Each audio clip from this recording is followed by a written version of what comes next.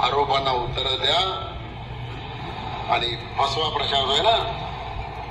काही काही लोक काय आता खरं तर मला नाही बोलायचं त्याच्यावर, पण काही प्रश्न असला की नाही आंदोलन आंदोलन आंदोलन. अरे आंदोलन करून पुढे काय ते बिबट्या कमी होतो का?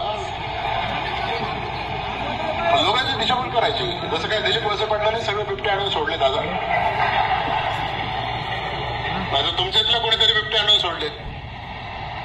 आणि ही जी दिशाभूल आहे ना, ही दिशाभूल ज्यावेळेला केली जाते त्यावेळेला माणसं फसतात. आणि माणसं फसले की नुकसान पक्षाचं होतं, आपलं होतं. ते होणार नाही याची काळजी घ्या. आता काही गोष्टींना कृषी दरात वीज पुरवठा करण्याचा निर्णय शासनाने घेतला. अरे शासन आपलं शासन आहे, ते निर्णय घेत आलंय, घेत राहणार. तुम्ही काळजी करू नका.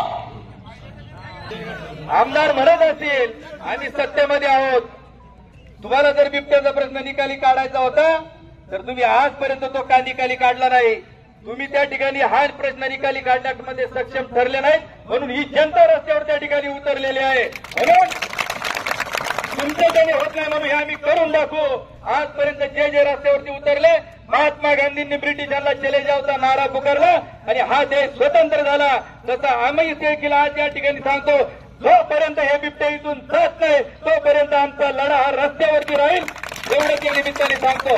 म्हणून ज्याला राग येत असेल त्यांनी चुपचाप त्या ठिकाणी जायचं, अजिबात नाही. कालचा प्रसंग मी सांगतो की ज्यावेळी ही घटना घडली त्यावेळी तिथली स्थानिक तरुण लोक आक्रमक झाली आणि त्यांनी रस्ता अडवला. राजू शेठ गावडे देखील इथं आहेत, ते ज्यावेळी जायला लागले लोकांनी त्यांना त्या ठिकाणी अडवलं.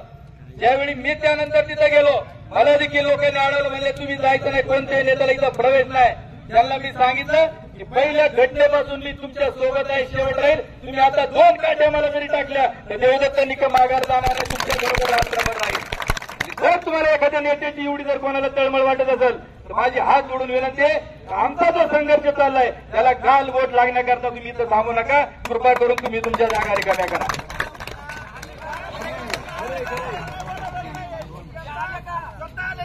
आणि म्हणून ठीक आहे,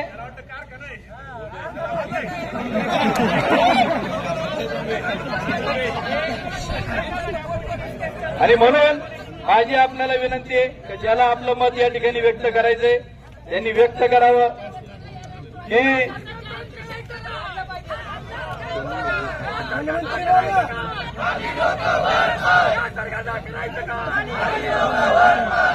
म्हणून आम्ही आता ठरवलंय, जोपर्यंत जिल्हाधिकारी, वनमंत्री, पालकमंत्री इथं येत नाहीत, आमदारांचा विषय नाही. ऐका, आमदारांनी सांगितलंय आंदोलन करून बिबट्याचा प्रश्न मार्गी लागणार नाही, त्यामुळे त्यांचा विषय आपण काढू नये ही माझी हात जोडून त्या ठिकाणी विनंती आहे.